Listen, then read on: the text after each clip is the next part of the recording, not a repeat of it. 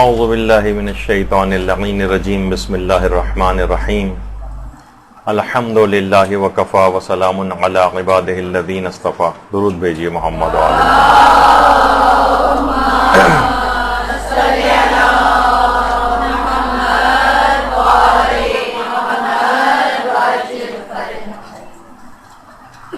پچھلی بار کیونکہ مسلسل ہماری یہاں ذرا کچھ دقیق موضوعات پر کلاسز ہوتی رہیں اصطلاحات توضیح مسائل پر، تو آج یہی سوچا ہے کہ ایک ہلکے پھلکے ٹاپک کے اوپر جو آپ کی دلچسپیوں کا بھی سامان جس میں ہو اس کا انتخاب کیا جائے. عام زندگی میں جو مسائل پیش آتے ہیں اس میں عام طور پر خواتین ہوں یا حضرات انگوٹھی پہننے کا ایک فقہی مسئلہ درپیش ہوتا ہے. تو انگوٹھی پہننے کے جو فقہی احکام ہیں یہ آپ کے سامنے تاکہ رہیں، کیونکہ بہت سارے لوگ اس سلسلے میں سوالات کرتے ہیں.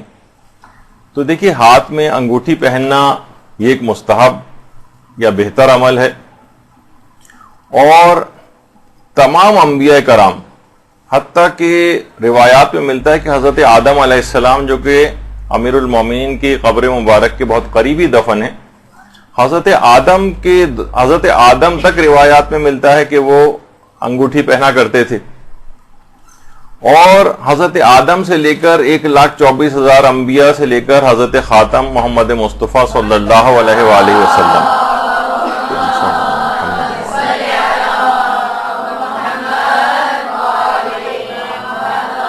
اس کو پہنتے رہے. اور اسی طرح سے تمام ائمہ معصومین علیہم السلام کے سلسلے میں روایات میں ملتا ہے. جو ہمارے علماء کرام ہیں اور مراجع و نظام ہیں وہ بھی انگوٹھیوں کو پہنتے ہیں، اور جیسے کہ ابھی آگے تفصیل بھی آتی جائے گی. اور جو مومنین صالحین ہیں ان کا بھی طریقہ کار یہ رہا ہے، اس کو مسلسل پہنتے آ رہے ہیں. یہاں تک کہ علامہ مجلسی نے حلیۃ المتقین کے اندر یہ بات لکھی ہے کہ جو روایات ہیں استحباب انگشتر پر، یعنی انگوٹھی پہننے کے استحباب پر، یہ حد تواتر تک پہنچی ہوئی. اتنی زیادہ اس سلسلے میں روایات وارد ہوئی ہیں. پھر ہر جو بھی پتھر عام طور پر پہنا جاتا ہے اس کے کچھ خواص ہیں، اس کے کچھ اثرات ہیں، اس کے فقہی احکام ہیں. حتیٰ کہ علماء نے خاص ان موضوعات پر مکمل کتابیں لکھی ہیں الاحجار الکریمہ کے نام سے. ان کے خواص، ان پہ کون کون سے نقش جو ہے وہ کندہ کروائے جا سکتے ہیں اور کروائے جاتے ہیں، جو اس کے خواص ہیں اس کے اوپر کتابیں لکھی گئی ہیں. تو بے شمار اس پہ کتابیں. اچھا، پھر مراجع نظام کے فتاوی اگر آپ اٹھا کر دیکھیں تو اس کے اندر باقاعدہ فتاوی جو ہیں وہ دیے گئے ہیں. آیت اللہ سیستانی نے پورا ایک اپنے سوال و جواب کے سیکشن میں انگوٹھی کے فقہی احکام کے پہ کئی استفتاحات اس طرح سے نقل کی ہیں. اسی طرح سے ان انگوٹھیوں کے اوپر جو نقش کندہ کروائے جاتے ہیں یہ اتنی اہم ہیں اور ان کی اتنی خصوصیات ہیں اور اتنی برکتیں ہیں اس کے اندر کہ مراجع اعظام کون کون سے نقوش اپنی اس کے اوپر کندہ کرواتے ہیں اور کس خاص موقع پر وہ خاص انگوٹھیاں پہنتے ہیں. یہ انشاءاللہ ہماری جو اگلی جو نشستیں ہوں گی، آج تو صرف پہلی نشست ہے فقہی احکام پر، لیکن ان کی خواص اور خصوصیات اور نقوش وغیرہ کے اوپر انشاءاللہ ہماری اگلی نشست ہوں گی تو اس کے اندر یہ تفصیل آئے گی. تو اور وہ جو آپ سنتی ہیں کتنا زیادہ کہ حضرت امیر المومنین علیہ السلام کا حالت رکوع میں انگوٹھی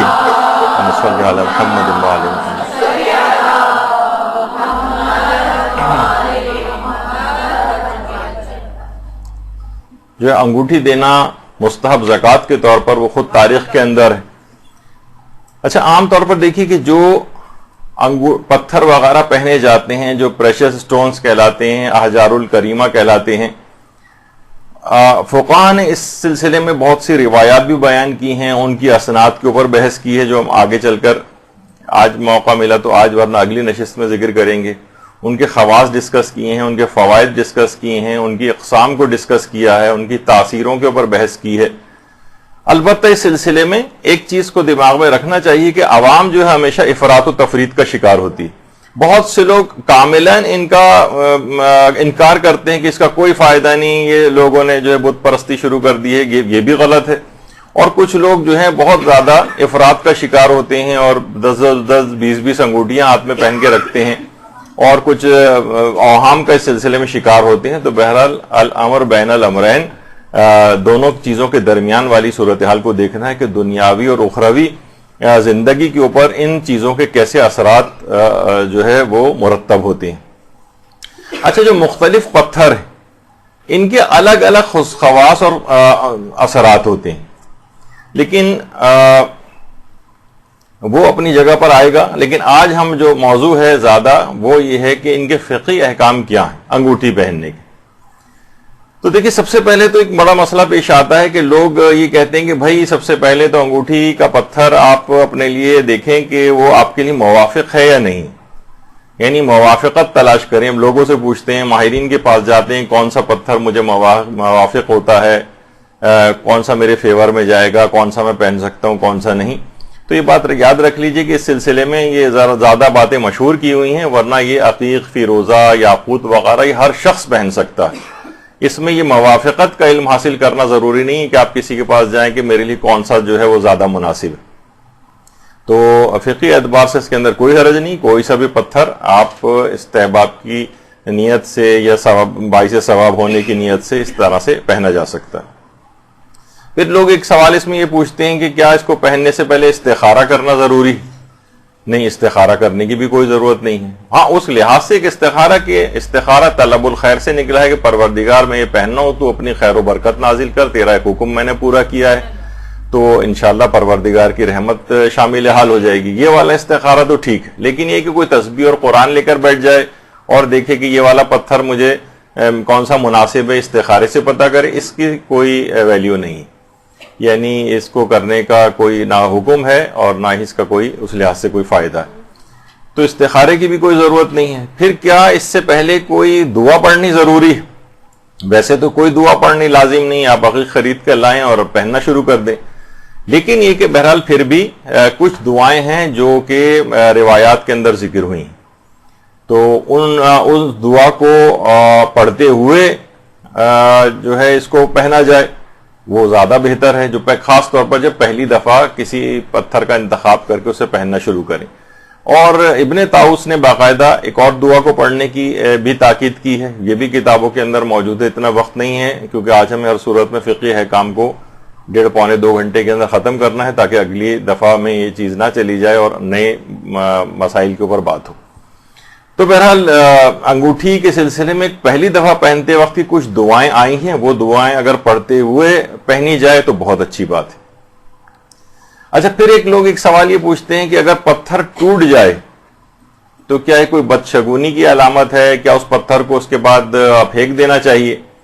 تو دیکھیے، پتھر ٹوٹ جائے تو اس میں کوئی، جس طرح سے شیشہ ٹوٹ جاتا ہے، برتن ٹوٹ جاتا ہے، اس طرح اگر انگوٹھی کا نگینہ ٹوٹ جائے کسی وجہ سے تو اس میں کوئی بدشگونی نہیں ہے، اس کے اندر کوئی آپ کو خطرہ لاحق نہیں ہے، آپ کی جان کو کوئی پریشانی اور بلا نہیں آنے والی ہے. تو اس سلسلے میں کسی خرافاتی طرف دماغ کو لے جانے کی ضرورت نہیں. جس طرح جیسے بہت ساری چیزیں ٹوٹ جاتی ہیں، بلکہ چیزوں کے ٹوٹ جانے سے، کوئی نقصان ہو جانے سے مومن کو ایک فائدہ ہی ملتا ہے پروردگار کی طرف سے. جو بھی مومن کو نقصان پہنچتا ہے اس کا کچھ نہ کچھ ثواب اس کو لکھا جاتا ہے. یہاں تک کہ آپ نوٹ گن رہی ہیں اور نوٹ گنتے گنتے ایک نوٹ اتفاق سے کم ہوا اور دوبارہ گنے تو صحیح نکلے تو تھوڑی دیر کی بھی جو پریشانی تھی وہ بھی آپ کو ثواب دلواتی. تو بہرحال اگر کبھی ٹوٹ بھی جائے اس طرح سے تو اس کے اندر کوئی ایسی پریشانی والی بات نہیں ہے. اور جس طرح اور چیزیں ٹوٹتی ہیں یہ بھی ٹوٹ سکتا ہے. تو اس کو اتارنا یا پھینکنا، یا آپ کو خود اچھا نہیں لگ رہا ہے ٹوٹا ہوا پہننا تو ایک الگ بات ہے، آپ اس کو اتار دیجئے، کوئی دوسرا لے کر پہن لیجئے. بہرحال کوئی ایسا کوئی فقہی حکم اس کے اندر نہیں ہے کہ اس کو بدلنا ضروری ہو. پھر ایک اور فقہی حکم یہ ہے کہ انگوٹھی کس ہاتھ میں پہنی جائے. تو دیکھیے، جائز تو ہے کہ دونوں ہاتھ میں سے کسی میں بھی پہنی جا سکتی ہے، بلکہ دونوں ہاتھوں میں بھی پہنی جا سکتی ہے. دائیں ہاتھ میں بھی پہنی جا سکتی ہے، بائیں ہاتھ میں بھی پہنی جا سکتی ہے. البتہ زیادہ بہتر یہ ہے کہ اگر صرف ایک ہاتھ کا انتخاب کرنا ہو تو پھر دائیں ہاتھ کے اندر پہنی جائے. البتہ کسی معاشرے میں اگر رائج ہو کہ شادی کی انگوٹھی بائیں ہاتھ کے اندر پہنی جاتی ہو تو ٹھیک ہے، اس خاص معاشرے کے اندر اگر کوئی شادی کی انگوٹھی کے لحاظ سے کوئی اس طرح کی کوئی رسم موجود ہے یا یہی طریقہ معاشرے کے اندر رائج ہے تو اس کے اندر بھی کوئی حرج نہیں ہے. اگر وہ بائیں ہاتھ میں پہنی جا رہی ہے تو بائیں ہاتھ میں بھی پہننا کوئی حرام نہیں ہے. بلکہ موجودہ مراجع کے نزدیک تو مکروہ بھی نہیں. ہاں البتہ ناپسندیدہ ہونے کے لحاظ سے اگر یعنی صرف دوسرے ہاتھ میں نہ پہنی جائے اور صرف ایک ہی ہاتھ میں پہنی جا رہی ہے اور شادی کی انگوٹھی اور بائیں میں پہنی جا رہی ہے تو بھی میں نے بتایا کہ اس میں کوئی حرام نہیں. البتہ اس کی تائید میں وسائل الشیعہ جو ہماری کتاب ہے اس کی 5ویں جلد کے اندر شیخ حر عاملی نے ایک روایت ہمارے 7ویں امام موسیٰ کاظم علیہ السلام کے حوالے سے لکھی.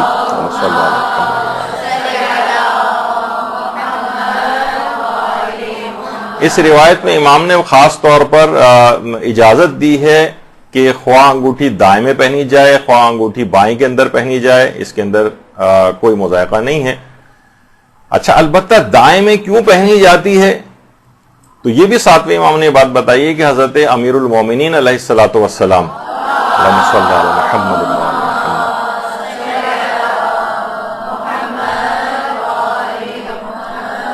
کیونکہ حضرت امیر علیہ السلام دائیں ہاتھ میں انگوٹھی پہنتے تھے کیونکہ وہ رسول اللہ کے بعد اصحاب یمین یعنی دائیں ہاتھ والوں کے امام تھے. اس لیے شیعوں کی بھی یہ علامت قرار پائی ہے کہ شیعہ اپنے دائیں ہاتھ میں یہ ان کا شعار ہے کہ وہ اپنے اماموں کی سیرت کی پیروی کرتے ہیں. ان کا امام کیونکہ پہنا کرتا تھا اور ان کا امام دائیں ہاتھ والوں کا امام ہے تو اس لحاظ سے دائیں ہاتھ کے اندر انگوٹھی پہننا تشیع کا ایک شعار ہے، شیعوں کی ایک علامت. اچھا اہل سنت کی ہاں بھی دائیں ہاتھ کے اندر انگوٹھی پہننے کا حکم موجود ہے مگر ان کے بعض علماء نے تشبہ روافظ کی وجہ سے، ایک ٹرم ہے تشبہ روافظ، رافضیوں سے مشابہت، تنزیہ طور پر ہمیں وہ رافضی کہہ کے پکارتے ہیں، البتہ سب کو رافضی نہیں کہتے، اس کی ایک الگ وہ تعریف کرتے ہیں، وہ کہتے ہیں سارے شیعہ رافضی نہیں ہیں، ایک خاص گروہ رافضی، خیر اس پہ ہم بحث میں نہیں جا رہے. وہ کہہ رہے ہیں تشبہ روافظ کیونکہ عام طور پر روافظ حضرات دائیں ہاتھ کے اندر پہنتے ہیں تو اس وجہ سے ہم ان سے مشابہت نہ ہونے پائے، ان سے الگ ہم تصور کیے جائیں، اس وجہ سے ہم بائیں ہاتھ میں پہننا شروع کی. یہ وجہ ہے کہ ابن تیمیہ جو کہ سمجھیں ایک لحاظ سے وہابیوں کا ایک سرخیل اور ایک زیادہ تر اسی کی باتوں کو لیا جاتا ہے ان کے ہاں، منہاج السنت النبویہ کے نام سے جو ابن تیمیہ نے کتاب لکھی ہے اس میں حنفیوں کی جو مشہور ترین کتاب ہے جس کا ہدایہ جس کا نام ہے، اس کے متعلق انہوں نے لکھا ہے کہ ان المشروع التختم فی الیمین، کہ باقاعدہ حنفیوں نے ہدایہ کے اندر لکھا ہے کہ دائیں ہاتھ کے اندر انگوٹھی پہننا ہی شریعت میں حکم آیا ہے، لیکن کیونکہ رافضہ نے اس کو اختیار کر لیا ہے تو جعلنا التختم فی الیسار، تو ہم نے اختیار کر لیا کہ ہم بائیں میں پہنیں گے تاکہ ان کے ساتھ مشابہت نہ ہونے پائے. اور بہت ساری چیزیں ایسی ہیں کہ جس میں تشبہ روافظ کی وجہ سے مثلا پانی سے استنجا کرنا، کیونکہ کہتے ہیں کہ پانی سے استنجا کرنا تشبہ روافظ ہے، یعنی وہ پانی سے کیونکہ استنجا کرتے ہیں تو لہٰذا پتھر وغیرہ کا جو استعمال وغیرہ وہ بھی شروع کیا گیا اس سلسلے میں. تو بہرحال یہ ایک چیز ہے کہ ان کی ہاں بھی اصلاً حکم دائیں ہاتھ میں پہننے کا تھا لیکن انہوں نے اس لحاظ سے اس حکم کے اندر ایک تبدیلی کی. اچھا سب سے پہلے جس نے بائیں ہاتھ میں پہننے کا سلسلہ شروع کیا وہ صفین کا موقع تھا. صفین میں جب یہ صفین جسے کہا جاتا ہے، جب مسئلہ تحکیم واقع ہوا تھا اور عمر عاص نے باقاعدہ سادہ لو جو ابو موسیٰ اشعری تھے ان کو فریب دینے کے لیے سب لوگوں کے سامنے اپنے بائیں ہاتھ کی انگوٹھی اتاری تھی عمر عاص نے اور کہا تھا کہ میں مولا علی کو معزول کرتا ہوں، دائیں ہاتھ سے انگوٹھی اتاری اور اس کو بائیں ہاتھ میں پہنا اور کہا کہ اور میں معاویہ کو نامزد کرتا ہوں. اس کے بعد سے بہرحال حاکم شام نے بھی بائیں ہاتھ میں انگوٹھی پہننے کا سلسلہ شروع کیا اور اس کے بعد سے ایک تقریباً رواج بنا کہ بائیں ہاتھ میں اس طرح سے انگوٹھی پہنی جائے.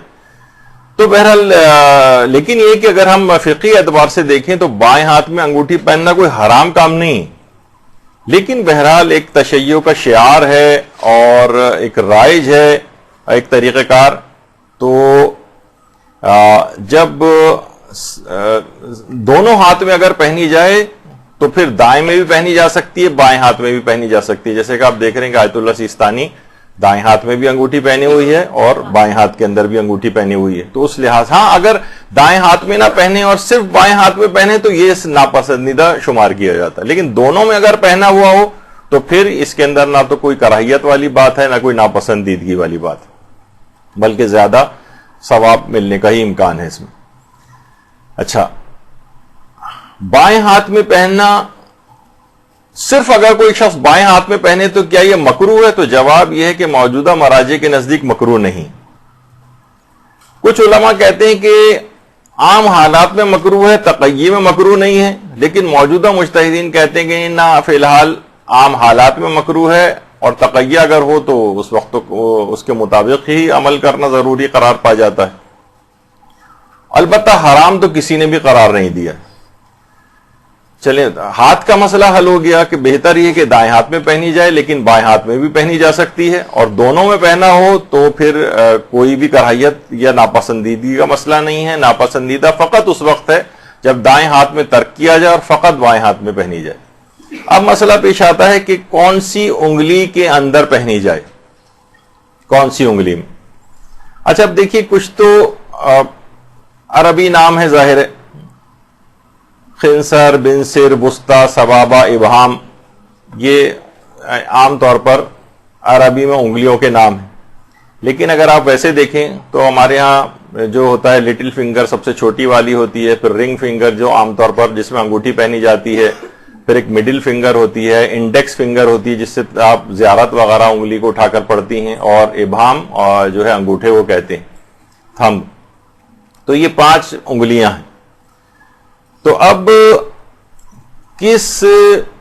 اچھا، شیخ مرر عاملی نے وسائل الشیعہ کی وہ اسی 5ویں جلد کے اندر باقاعدہ پیغمبر اسلام کی روایت نقل کی ہے جو کہ امیر المومنین سے پیغمبر نے ارشاد فرمائی ہے، اللہم صلی علی محمد وعلی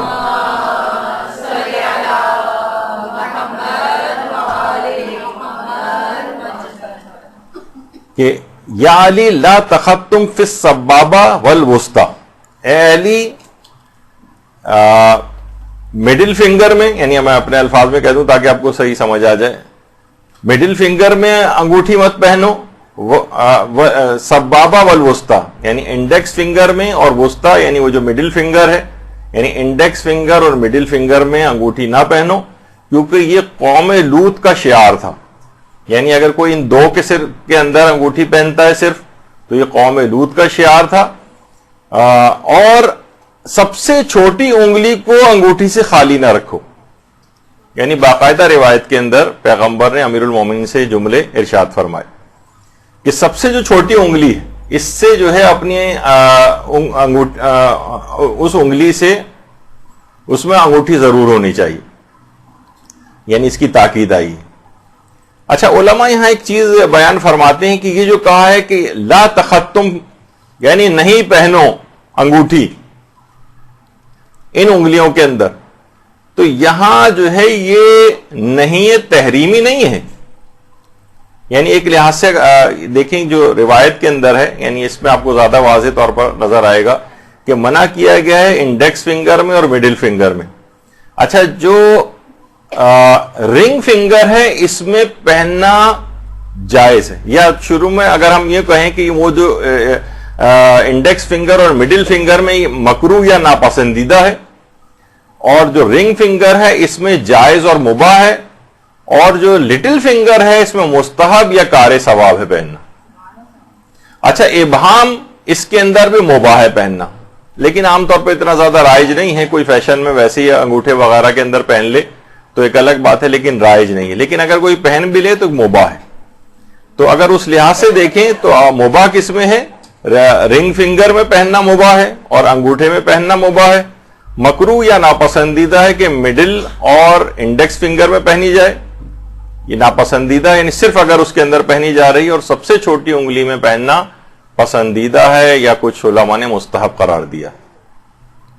تو یہ ایک لحاظ سے اس کی ایک تقسیم ہو جاتی ہے کہ کس ہاتھ کے اندر جو ہے اس کو پہنا جائے۔ تو یہ جو ہے کہ نہ پہنو، یہاں علماء فرماتے ہیں کہ یہاں یہ جو نہیں کی گئی ہے، منع کیا گیا، یہ تحریمی نہیں ہے بلکہ تنزیہی ہے، ناپسندیدگی کے معنوں میں، نہ کہ یہ کہ حرمت کے معنوں میں نہیں پہن، اگر تم نے پہنا تو گویا کوئی حرام سرزد ہو گیا، نہیں، ایسا نہیں، تحریمی نہیں، تنزیہی، ناپسندیدہ، یعنی رجائے مطلوبیت کی نیت سے اس بات کو ترک کرے، یعنی اگر کوئی اس کو مکروہ سمجھ کے ترک نہ کرے بلکہ رجائے مطلوبیت کی نیت سے ترک کرے کہ وہ انڈیکس اور مڈل فنگر کے اندر جو ہے اگر ترک کر رہا ہے تو وہ رجائے مطلوبیت کی نیت کرے۔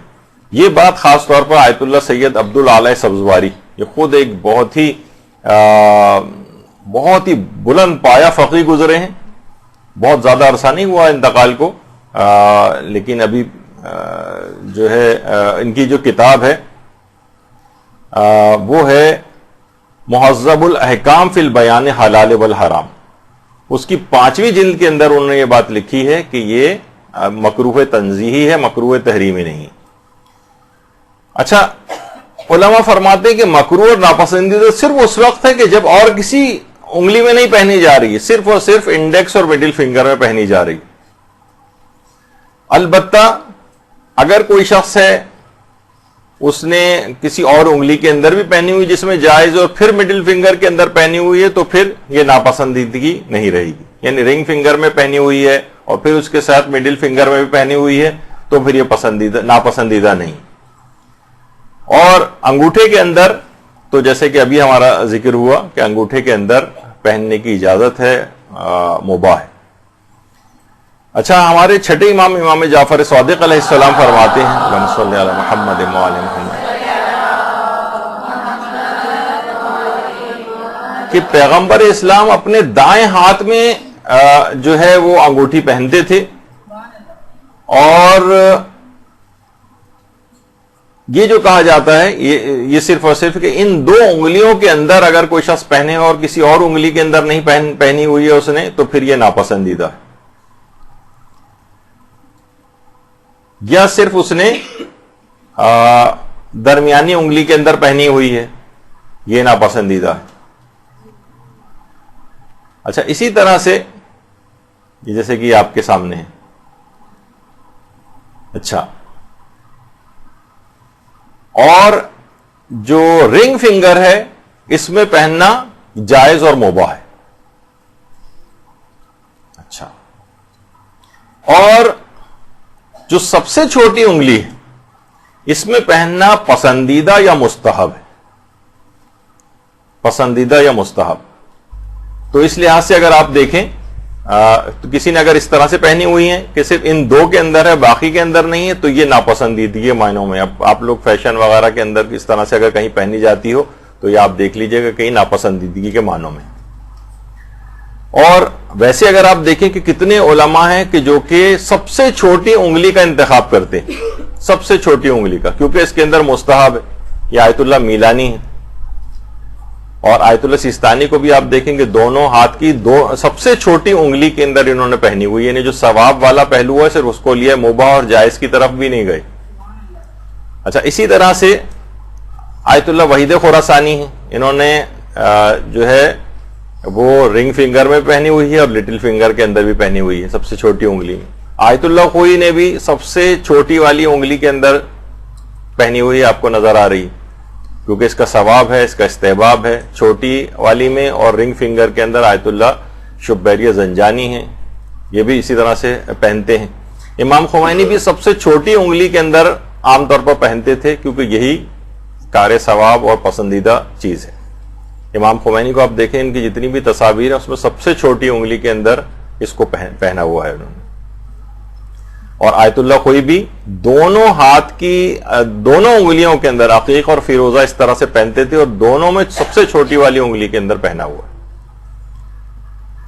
تو اسی طریقے سے جو صالح مومنین ہیں ان کا بھی طریقہ کار یہی ہے کہ زیادہ ثواب کیونکہ اس کے اندر ہے، زیادہ بہتر یہی ہے، تو سب سے چھوٹی انگلی کے اندر، ہمارے یہاں اتنا رائج نہیں ہے، عام طور پر جو رنگ فنگر ہے اس کے اندر پہنا جاتا ہے، لیکن زیادہ ثواب اور بہتری والی بات یہ کہ چھوٹی انگلی کے اندر ہی پہنا جائے۔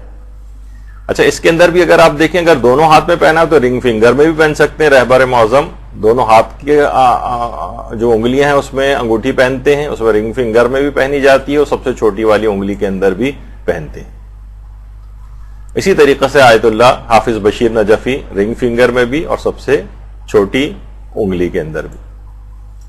اور اسی طرح سے آیت اللہ ناصر مکارم شیرازی کی بھی اگر آپ دیکھیں، یہ خود ایک کہ علماء کا طریقہ کار کیا ہوتا ہے، کس طرح سے یہ مراجع کی سیرت آپ کے سامنے اس طرح سے آ رہی ہے. اور یہ بھی اگر تینوں انگلیوں کے اندر آپ دیکھ رہے ہیں کہ آیت اللہ بہجت کی دونوں ہاتھ کی جو انگلیاں ہیں اس کے اندر انگوٹھیاں نظر آ رہی ہیں، اور ایک ہی جو دایاں ہاتھ ہے اس کے اندر تو 3 انگلیوں کے اندر انہوں نے پہنی ہوئی. تو بہرحال یہ کہ اگر کیونکہ اور انگلیوں کے اندر پہنا ہوا اور پھر مڈل فنگر کے اندر پہنا ہوا تو پھر مکروہ نہیں ہوتا، پھر ناپسندیدہ نہیں ہے. صرف اس کے اندر پہنا ہو تو پھر ناپسندیدہ شمار ہوتا ہے. اسی طریقے سے مثلا اگر ہم اور دیکھیں، عاشمر افسنجانی انہوں نے بھی چھوٹی انگلی کے اندر فقط پہنا ہوا ہے. حسن نصر اللہ وہ بھی اپنی صرف چھوٹی انگلی کے اندر جو ہے وہ اس طرح سے پہنتے ہیں. تو بہرحال سب سے چھوٹی انگلی کے اندر یہ پہنا جائے، یہ بہت زیادہ بہتر ہے. اور باقاعدہ مومن کی جو استحباب اگر اس کو لینا ہے تو سب سے چھوٹی انگلی کا زیادہ بہتر ہے. بچوں کو بھی اس لحاظ سے عادت ڈالنی چاہیے کہ سب سے چھوٹی انگلی کے اندر جو ہے وہ اس کو پہنے. یہ آیت اللہ سعید الحکیم ہے، یہ بھی اس طرح سے چھوٹی انگلی اور درمیانی انگلی کے جو رنگ فنگر ہوتی ہے اس کے اندر جو ہے وہ پہنتے ہیں. اچھا اب دیکھیے بائیں ہاتھ کے اندر بھی پہنی جا سکتی ہے اس وقت جبکہ دائیں ہاتھ میں پہنی ہو. رہبر معظم بائیں ہاتھ کے اندر بھی پہنتے ہیں، تو وہ اس صورت میں ہوتا ہے کہ جب دونوں کے اندر پہنی جائے. یہ اس وجہ سے بار بار کہہ رہا ہوں کہ ایسا نہ ہو کہ کبھی آپ اس طرح کی کوئی تصویر دیکھیں تو کہیں کہ یہ تو ناپسندیدہ چیز کی ہوئی ہے. یہ جب دونوں ہاتھوں میں پہنا ہوتا ہے تو پھر ناپسندیدگی یہ کراہیت نہیں ہوتی. اچھا اب پتھر تو بہت سارے، اور خاص طور پہ جو دائیں ہاتھ کے اندر پہننا ہے یہ مومن کی نشانیوں میں سے بھی نشانی کہ باقاعدہ آیت اللہ حافظ بشیر نجفی نے اپنے ایک فتوے کے اندر ہمارے 11ویں امام علیہ السلام کی امام حسن عسکری علیہ السلام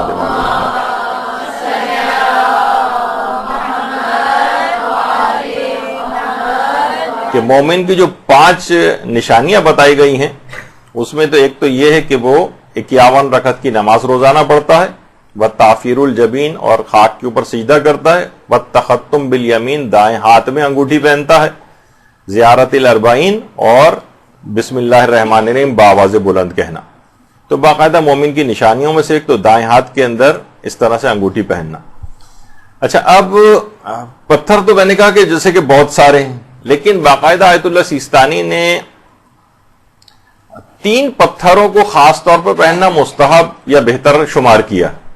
ان میں ایک تو ہے عقیق، اس کو پہننا سب سے بہتر ہے. اسی طریقے سے فیروزہ، اس کو پہننا مستحب یا بہتر ہے. اور تیسرا ایک اور ہے جس کو کہا جاتا ہے حدید سینی، سواد سے، سواد یہ نون چھوٹی ہے، اس کو بھی پہننا مستحب یا بہتر. بہت سے لوگ باقاعدہ کہتے ہیں کہ کیا یہ حدید سینی جو ہے یہ پہننا مکروہ ہے؟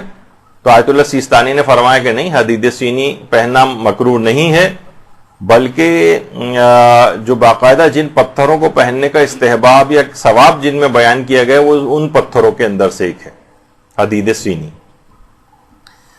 اچھا اب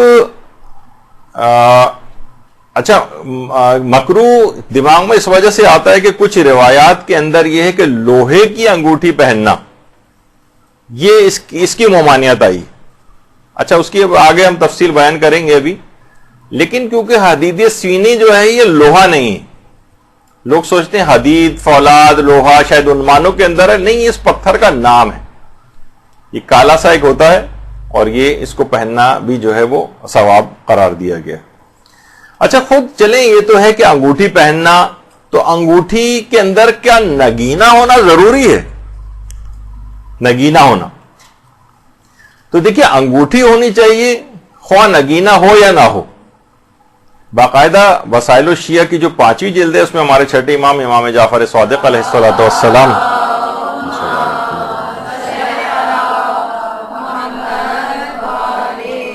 فرماتے ہیں کہ رسول اللہ کی انگوٹھی چاندی کی تھی اور اس میں کوئی نگینہ نہیں تھا. ایک انگوٹھی پیغمبر کے پاس ایسی بھی تھی کہ جو چاندی کی تھی اور اس میں کوئی نگینہ نہیں لگا ہوا تھا.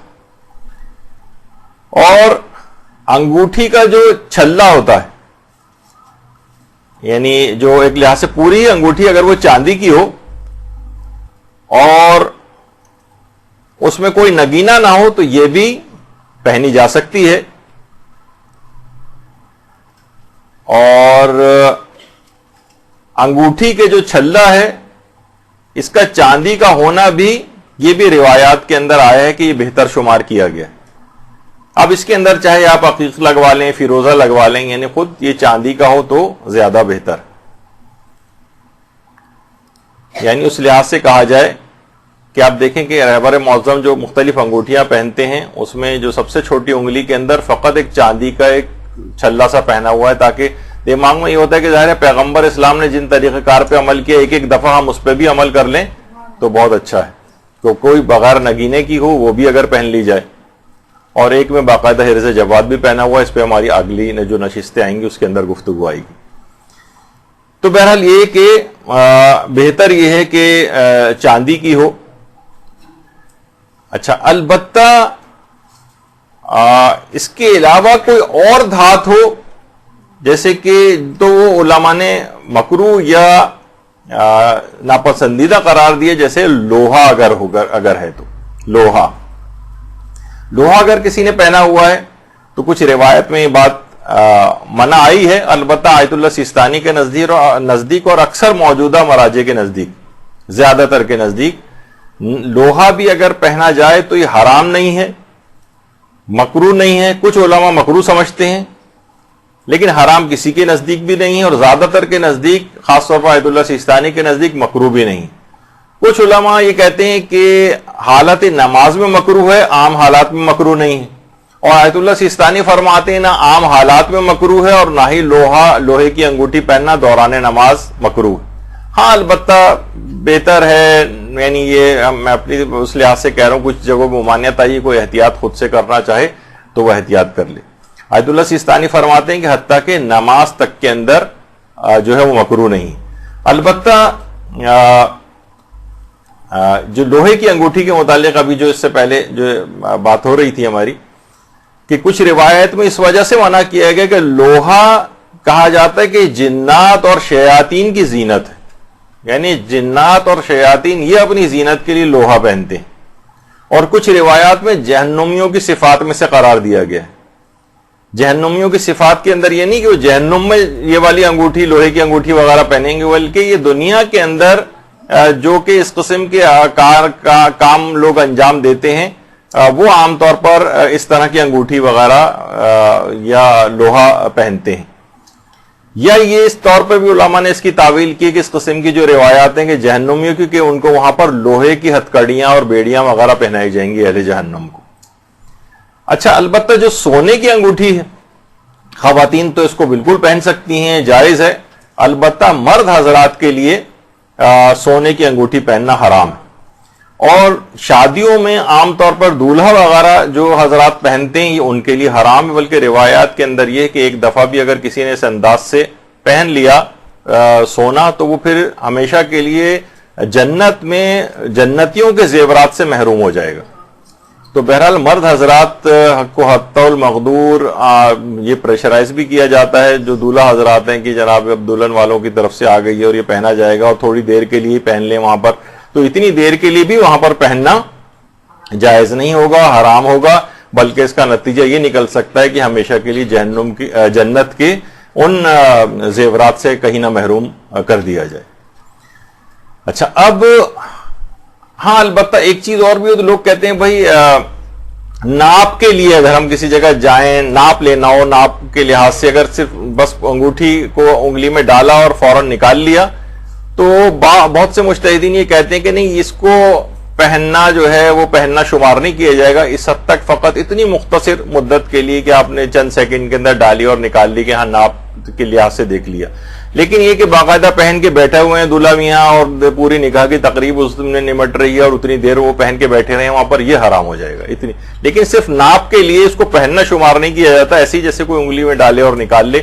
بعض استفتاءات کے اندر اس کو جائز سمجھا گیا ہے اور کچھ منع بھی کرتے ہیں. بہتر یہی کہ اس میں احتیاط کر لی جائے تو اور زیادہ بہتر. اچھا, اگر سونے کا پانی چڑھا ہوا ہے کسی چیز کے اوپر, اگر اصلاً وہ پوری چیز سونے کی نہیں صرف ہے کسی اور دھات کی, فقط اس کے اوپر ہلکا سا پانی چڑھا ہوا ہے, تو بعض استفتاءات میں بلکہ آیت اللہ سیستانی کی جو آفیشیل سائٹ ہے اس کے اوپر بھی کہا ہے کہ پھر اس کو سونا پہننے میں جو شمار نہیں کیا جائے گا اور وہ جائز. لیکن ایک آدھ استفتاءات ایسے بھی ہیں جس میں اس کو بھی منع کیا گیا. تو بہرحال یہ کہ اس میں بھی احتیاط کر لی جائے, اور جو گولڈ پلیٹڈ ٹائپ کی جو چیزیں یا پانی چڑھایا ہوا ہے سونے کا, تو وہ بھی مرد حضرات بہتر ہے کہ پہننے سے اجتناب کریں. ہاں البتہ ایک چیز اور ہے کہ وائٹ گولڈ جو ہے وہ پہننے کی اجازت ہے. یعنی عام طور پر مرد حضرات کے لیے زرد سونا تو خیر سونا شمار ہوتا ہی ہے, لیکن اگر وائٹ گولڈ بھی ہے اور وائٹ گولڈ سے مراد سونا ہی ہو, بس یہ کہ اس کا رنگ تبدیل ہے, اگر وہ معاشرے کے اندر سونا ہی شمار ہو رہا ہے کہ یہ ہے تو گولڈ ہی, البتہ رنگ اس کا وائٹ ہے, تو مرد حضرات کے لیے وائٹ گولڈ کا بھی پہننا حرام رہے گا. ہاں البتہ اس سے ملتی جلتی ایک چیز ہوتی ہے جسے پلیٹینم کہا جاتا ہے. پلیٹینم پہننے کی مردوں کو اجازت ہے کہ اصلاً یہ دھات ہی دوسری اور یہ گولڈ ہے ہی نہیں. اس لحاظ سے اگر کوئی چیز واضح طور پر پلیٹینم ہو تو اس کو پہننے میں مرد حضرات کے لحاظ سے کوئی مسئلہ نہیں ہے اور وہ پہن سکتے ہیں اس کو. تو اچھا, اب بہت سے لوگ یہ سوال کرتے ہیں کہ وہ مردوں پر سونا پہننا حرام کیوں ہے, اور کہتے ہیں اس کی ہمیں وجہ بتائی جائے, تعویل بتائی جائے. تو روایات کے اندر واضح طور پر کوئی ایسی معتبر روایت نہیں ہے کہ جس میں واضح طور پر اس کی علت بتائی گئی ہو. اور اصلاً دیکھیں تو واقعتاً جتنے بھی حرام یا اور احکامات اسلامی ہیں ان میں 90-95% احکامات کی علت بتائی نہیں گئی, بلکہ صرف کہا ہے کہ بس اللہ کا حکم ہے مانو اس کو. اور اگر ہر چیز کی علت اور اس کی وجوہات بتائی جائیں تو پھر وہ کافر بھی مان لے گا, آپ بھی مان. تو صاحب ایمان جو ہے, جو غیب پر ایمان رکھتا ہے, اللہ کے احکامات کے اوپر ایمان رکھتا ہے, اس میں اور کافر میں کیا فرق ہے؟ وہ بھی فیکٹس اینڈ فیگر دیکھ کے ویسے بات مان لیتا ہے. تو مومن کی پہچان یہی ہے کہ یؤمنون بالغیب, غیب کی چیزوں پر ایمان رکھتا ہے. جو چیزیں پروردگار نے اسے چھپائی ہیں, چاہے حکمت بتائی ہو یا نہ بتائی ہو, وہ تب بھی اس کے اوپر ایمان رکھتا ہے کہ کوئی نہ کوئی وجہ ہوگی کہ ہمیں روکا گیا ہے. تو سونا پہننا تو یہ پوچھا جاتا ہے کیوں, کیا, کیسے. اسی طرح سے بغیر چھلکے کی مچھلی کے متعلق بہت ہے پوچھا جاتا ہے. اب اس کی بہت ساری لوگ خود ساختہ تعویلات دیتے ہیں, کچھ سائنسی چیزیں بھی نکال کے لاتے ہیں. وہ ٹھیک ہے, ممکن ہے کہ کوئی نہ کوئی وجوہات تو ہوں گی جو ہمیں ابھی سمجھ میں نہیں آ رہی ہیں, ہو سکتا ہے بہت عرصے بعد جا کر سمجھ میں آئیں. لیکن روایات کے اندر سونا پہننا کیوں حرام قرار دیا گیا ہے اور بغیر چھلکے کی مچھلی کیوں حرام قرار دی گئی ہے, یہ ہمیں سمجھ میں نہیں آتا ہے, نہ روایت کے اندر چیز بیان ہوئی ہے. بس یہ کہ حکم خدا ہے, اس کے مطابق عمل کرنا ہے. اچھا, ابھی یہ جو ذکر ہوا حدید سوینی کا, تو پہلی بات یہ کہ دیکھیے یہ جو تھا یہ لوہا نہیں بلکہ خاص قسم کا پتھر ہے. بہت سے لوگ بعض اوقات دیکھیے مراجع سے بھی جا کر بحث کرتے ہیں اور ان کو لکھ کے پوچھتے ہیں کہ باقاعدہ ایک روایت ہے ہمارے امام زمانہ علیہ الصلوۃ والسلام سے,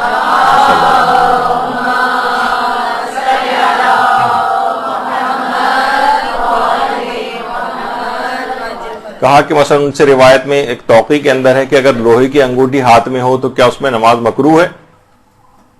تو دیکھیے امام زمانہ علیہ السلام کی جو روایت ہے اس کے اندر جس کو منع کیا گیا ہے وہ خماہن ہے. خماہن اس کو پہننا ناپسندیدہ شمار کیا گیا ہے. اچھا, لوگوں نے خود سے خماہن کو سوچا کہ یہ حدید سینی ہی ہے. یعنی حدید سینی دیکھیے لوہا نہیں ہے, جبکہ خماہن جو ہے لوہا ہے. البتہ اگر حدید سینی کیونکہ ہے تو وہ لوہا نہیں ہے, اس وجہ سے کراہیت کا کوئی بھی اس کے اندر نہیں ہے. جبھی آیت اللہ سیستانی نے بھی کہا کہ نہیں, حدید سینی جو ہے اس میں مکروہ بھی نہیں ہے, اور اگر لوہا بھی ہے تب بھی وہ روایت ان کے نزدیک ثابت نہیں. اور علل الشرائع کے اندر باقاعدہ شیخ صدوق نے اس کی پہلی جلد کے اندر لکھا ہے کہ حدید سینی جو ہے یہ خود مولا امیر المومنین علیہ السلام پہلا کرتے تھے. اللہم صلی علی محمد۔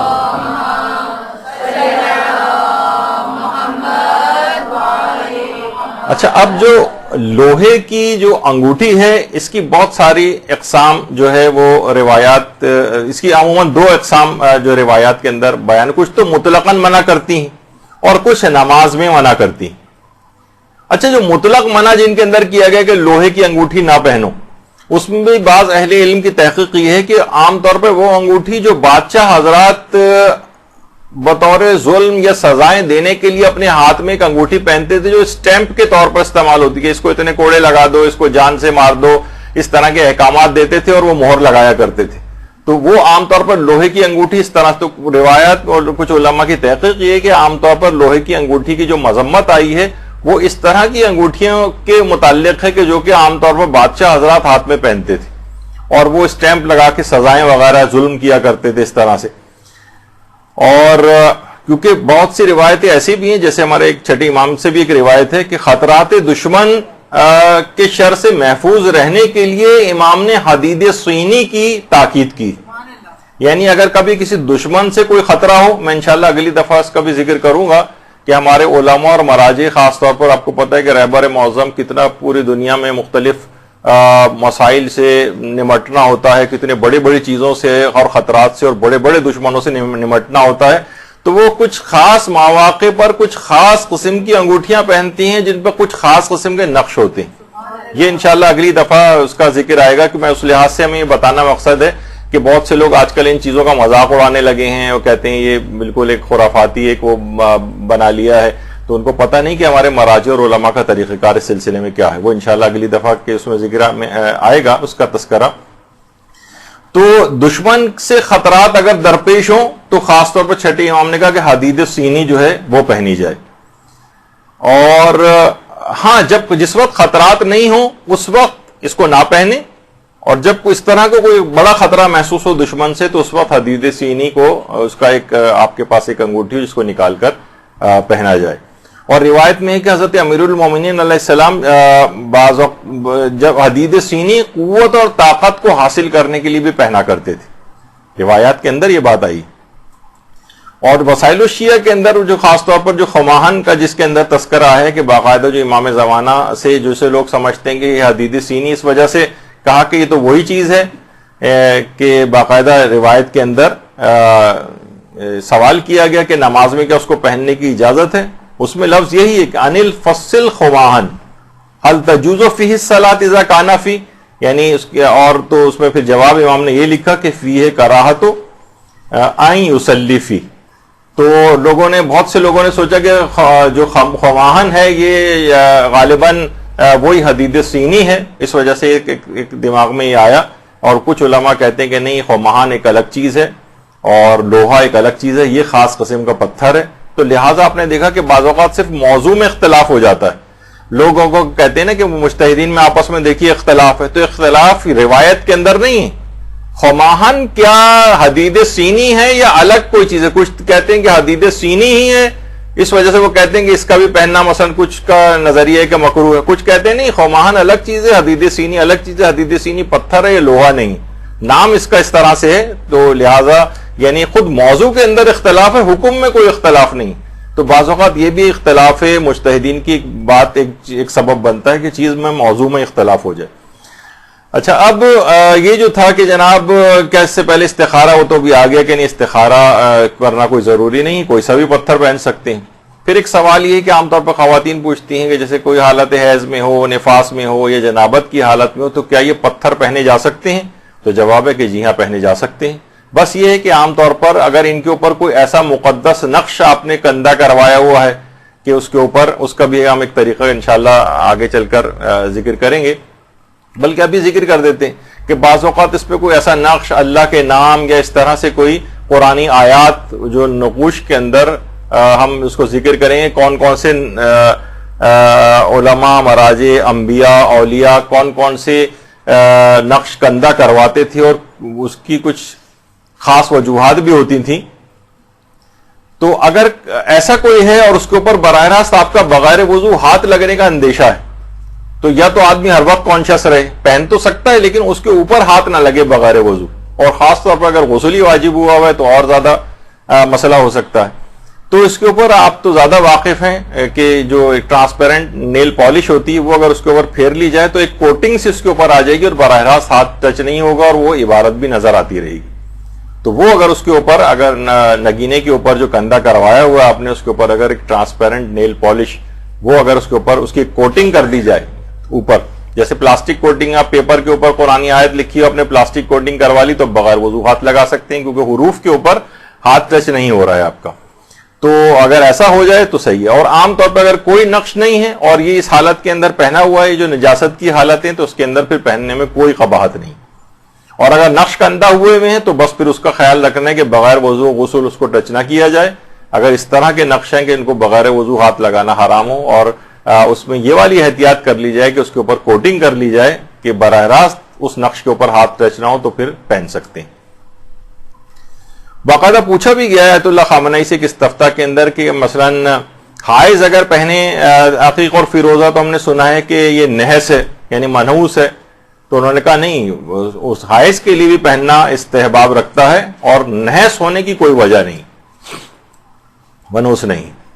اچھا پھر کچھ لوگ یہ کہتے ہیں, ایک سوال پوچھا جاتا ہے کہ کیا اسٹارز کا ملانا ضروری ہے؟ آج کل یہ بھی بہت ہو گیا. انشاءاللہ ہماری اس موضوع پر بھی کلاسز کچھ ہوں گی, نجوم, علم الاعداد اور جفر اور یہ ہاروسکوپ اور اس سے متعلق کیا فقہی احکام ہیں, اس کو کتنا یقین کرنا چاہیے اور کتنا نہیں, اور کیا جس کے جو احکام ہیں اس پہ بھی ہماری ایک الگ کلاس ہوگی کبھی.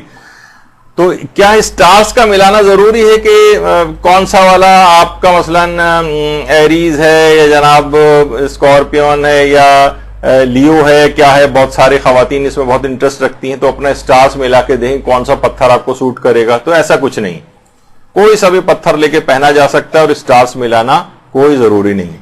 پھر لوگ یہ پوچھتے ہیں کہ کیا ان پتھروں کی انگوٹھی پہن کر بیت الخلا جا سکتے ہیں؟ تو جواب ہے کہ جی ہاں بالکل جا سکتے ہیں. البتہ اگر کوئی مقدس نام یا مقدس نقوش یا قرآنی آیات کندہ ہوئی ہوئی ہیں اور معاشرہ اس کو حتق حرمت سمجھے, لوگ کہیں گے ہر آدمی چیخے بھائی اس پہ قرآنی آیات لکھی ہوئی اور آپ اسے پہن کے مثلا واش روم جا رہے ہیں, تو اگر بے احترامی شمار نہیں کی جا رہی ہے اور آپ نے بھی اس کو کسی بھی قسم کی نجاست سے بچایا ہوا ہے, لگنے سے پوری احتیاط کی ہوئی ہے, تو پہن کر جا سکتے ہیں. لیکن اگر لوگ اسے حد کی حرمت سمجھیں اور بے احترامی شمار کریں تو پھر افضل یہی ہے کہ اس کو ترک کیا جائے, چاہے آپ اس کو بچا بھی کیوں نہ رہے ہوں نجاست سے اور اس کی بے احترامی سے, لیکن لوگ اسے معیوب سمجھ رہے ہیں تو پھر افضل یہی ہے کہ اس کو ترک کریں اور نہ پہن کے جائیں. اور آیت اللہ خامنئی نے تو باقاعدہ اس کے متعلق یہ بات لکھی ہے کہ بے احترامی کے آثار وضع ہوتے ہیں. یعنی ہو سکتا ہے کہ بعض اوقات یعنی لوگوں کی نہیں, ویسے آپ نے تو کوئی بے احترامی نہیں کی, لیکن لوگ اسے بے احترامی سمجھ رہے ہیں کہ یہ والی انگوٹھی جس پہ اس طرح کے مقدس نقش ہیں, تو فرماتے ہیں اس کے آثار وضع ہوں گے اور یعنی اس کے اثرات بھی کم ہو جاتے ہیں. اور آخرت کے لحاظ سے تو کچھ نہیں ہے, لیکن جو فوائد آپ کو ملنے تھے, جو برکتیں آپ کو ملنی تھی, وہ آپ سے وہ برکتیں سلب ہو سکتی ہیں یا ان کی تاثیر کم ہونے لگتی ہے جو چیز آپ نے پہنی ہوئی. اچھا بہت سے لوگ یہ بھی کہتے ہیں کہ بھئی اگر ہم باتھ روم جا رہے ہیں تو دائیں ہاتھ سے نکال کر بائیں ہاتھ میں پہنی ہوئی ہوتی ہے انہوں نے, تو اگر بائیں ہاتھ میں پہنی ہوئی اور باتھ روم میں استنجا بائیں ہاتھ سے اگر کیا جاتا ہے تو اب بائیں سے اس کو اتار لینا چاہیے اس وقت, یا تو دائیں ہاتھ میں اس کو پہن لیں. بہرحال کسی بھی طریقے سے اس کو بے احترامی سے بچائیں. پھر ایک مسئلہ ایک اور پیش آتا ہے کہ کیا یہ عقیق ہے, فیروزہ ہے, در نجف ہے, یاقوت وغیرہ کی جو انگوٹھی ہے, کیا اس پر سجدہ کیا جا سکتا ہے؟ تو آیت اللہ سیستانی اور آیت اللہ خوئی کے نزدیک تو عقیق پہ, فیروزہ پہ, یہ جتنے بھی پریشس سٹونز وغیرہ ہیں, احجار کریمہ, ان سب کے اوپر سجدہ جائز ہے. اور آیت اللہ خامنئی البتہ وہ منع کرتے ہیں اور امام خمینی بھی اس کو منع کرتے تھے, یعنی ان کے مقلدین ان دو مجتہدین کے وہ اس کے اوپر سجدہ نہ کریں. لیکن اس کا عام طور پہ لوگ کہاں سجدہ کرتے ہیں؟ ہاں ابھی آگے چل کر اس کا تذکرہ کرتا ہوں. خاص طور پر اس کی اہمیت ہوتی ہے مدینے میں. اچھا مدینے میں بھی آپ دیکھیں وہاں جو ایریا باہر کا ہے اور مسجد کے اندر کا بھی حصہ ہے، شاذ و نادر ہی کوئی جگہ ایسی ملتی ہے جہاں ذرا سی بھی زمین نظر آ رہی ہوتی ہے. عام طور پر تمام شیعہ وہاں ایک لائن سی بنا کر کھڑے ہو جاتے ہیں. ہر آدمی دیکھتا ہے کہ بھئی یہ کیا ہے، یہ سب ہاتھ کھول کے نماز پڑھ رہے ہیں اور بالکل اس کنارے پر جا کر پڑھ رہے ہیں جہاں پر وہ ماربل کا فرش لگا ہوا ہے جس پہ سجدہ ویسے ہی جائز ہے، اور جو بیچ میں ہوتا ہے. لیکن یہاں پر آیت اللہ خامنہئی فرماتے ہیں کہ مسجد نبوی کے اندر کارپیٹ کے اوپر بھی سجدہ کر سکتے ہیں. تو ان کے مقلدین تو کارپیٹ پہ سجدہ کر لیتے ہیں، لیکن آیت اللہ سیستانی ہیں یا آیت اللہ خوئی وغیرہ کے مقلدین وہ کیونکہ منع کرتے ہیں اس کو، تو وہاں پر اس کی اہمیت تھوڑی زیادہ ہو جاتی ہے. وہاں پر یہ کہ اچھا اگر الگ سے کوئی آپ سجدہ گاہ وغیرہ ساتھ لے جائیں تو وہاں ایک تو اس کی بہترامی ہوتی ہے، بعض اوقات وہ اس کی بہترامی کرتے ہیں، اس کو چھین کر لے جاتے ہیں. تو ہاتھ میں عام طور پر عقیق وغیرہ کی انگوٹھی ہوتی ہے تو انگلی کے اندر اس کو اس طرح سے پہن لیا جائے، جب ہاتھ رکھیں تو پیشانی جو ہے وہ لے جا کے عقیق کے اوپر کر کے سجدہ کر لیں. تو اگر کوئی سجدہ گاہ نہیں بھی ہے تو اس طرح سے سجدہ ہو جاتا ہے. تو آیت اللہ خوئی اور آیت اللہ سیستانی کے مقلدین عقیق فی روزے وغیرہ کے اوپر سجدہ کر سکتے ہیں، اور آیت اللہ خامنہئی کے مقلدین نہیں کر سکتے، لیکن اس کی ضرورت پیش نہیں آتی کیونکہ وہاں تو قالین پر ہی سجدہ کرنے کی انہوں نے اجازت دی ہوئی. تو بعض اوقات اس طرح سے ہوتا ہے. پھر ایک فقہی مسئلہ ایک اور بھی ہے، اور وہ یہ کہ کیا ان پتھروں پر تیمم کر سکتے ہیں؟ تیمم تو آیت اللہ خامنہئی کے نزدیک تو ان پتھروں کے اوپر عقیق فیروزہ وغیرہ پہ تیمم نہیں کر سکتے. وہ کہتے ہیں باطل ہے تیمم. امام خمینی فرماتے تھے احتیاط واجب کی بنا پر نہیں کر سکتے. آیت اللہ سیستانی فرماتے ہیں کر تو سکتے ہیں لیکن احتیاط مستحب ہے کہ ترک کیا جائے. تو بہرحال ان پتھروں پر تیمم کے لحاظ سے اس کو اوائڈ ہی کریں بہتر ہے، لیکن البتہ آیت اللہ سیستانی کے فتوے میں جائز ہے. پھر ایک مسئلہ یہ ہوتا ہے کہ کیا وضو اور غسل کے وقت اگر یہ انگوٹھیاں پہنی ہوئی ہیں آپ نے تو کیا ان کو اتارا جائے؟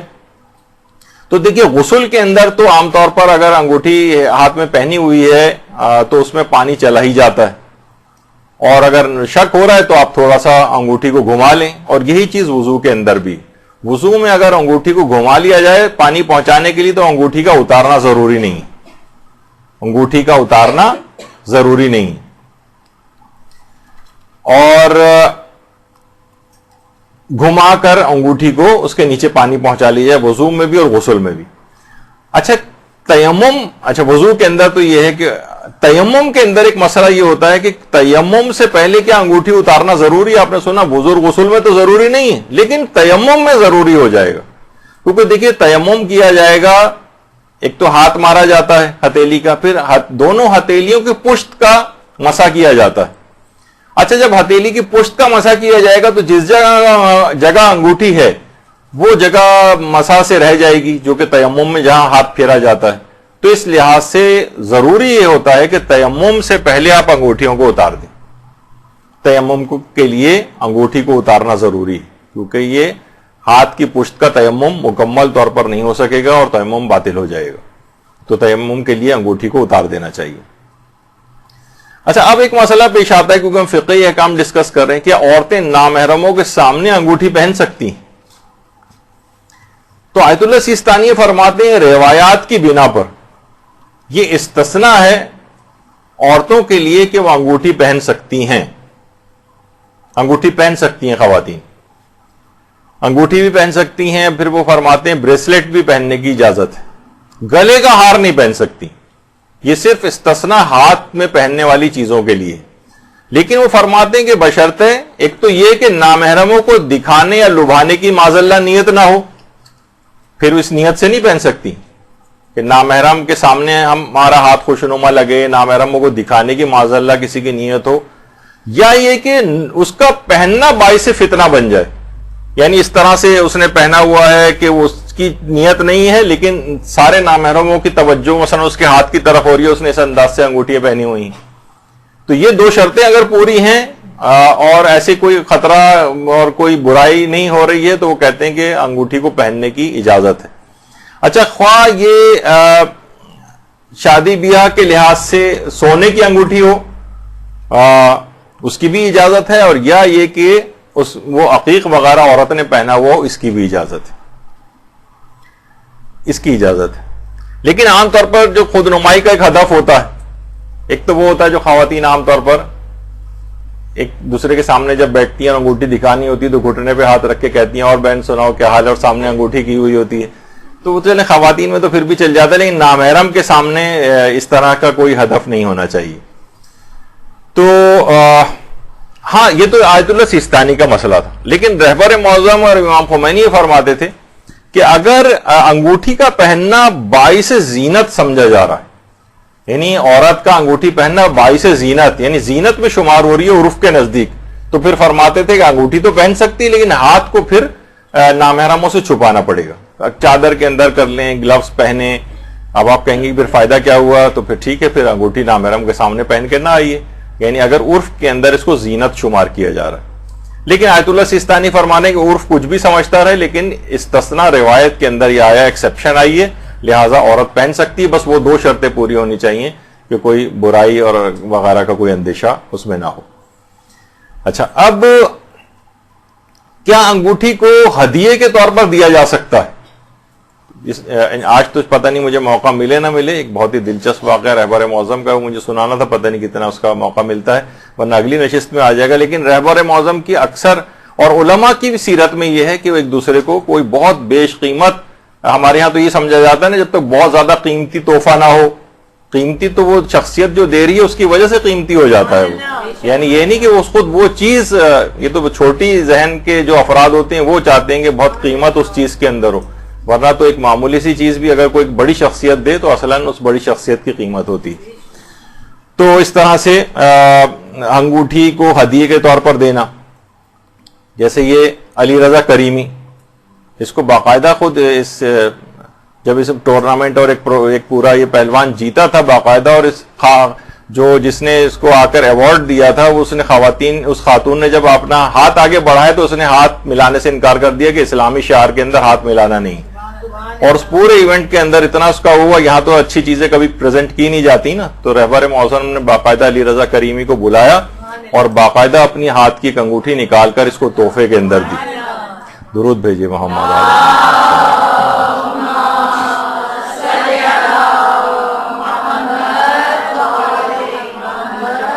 اچھا، یہ اور بھی ہے، یہ عام طور پر جو شہداء کے خانوادے آتے ہیں، وہ بچے آتے ہیں، رہبر معظم ان کو گفٹ میں جو ہے انگوٹھی دیتے ہیں، چھوٹے بچوں کو دیتے ہیں، اور جو خواتین بچیاں آتی ہیں ان کو عام طور پر ان کی طرف سے تحفے کے طور پر یہ چیزیں دی جاتی ہیں. تو یہ ایک عمومی طور پر ایک طریقہ کار ہے، اور باقاعدہ اس کی بھی انشاءاللہ اگلی دفعہ بتاؤں گا کہ حسن نصر اللہ نے باقاعدہ رہبر معظم کو جو ایک انگوٹھی تحفے کے اندر دی تھی اور اس کے اوپر ایک خاص قسم کا نقش کندہ کروا کے دیا تھا، اس کی بھی تفصیل نقوش کی اس میں آئے گی. اور علماء کی سیرت میں بھی ہے کہ باقاعدہ طالب علموں کو یا کسی نے کوئی کارنامہ انجام دیا ہوتا ہے تو ان کو بھی عقیق وغیرہ کی انگوٹھی تحفے کے اندر جو دی جاتی ہے، علماء ایک دوسرے کو تحفے کے طور پر انگوٹھیاں جو ہیں وہ دیتے ہیں، ایک طریقہ کار اس انداز سے رائج. اچھا، انگوٹھی کے فقہی احکام میں ایک چیز آتی ہے جسے کہتے ہیں ہبوہ.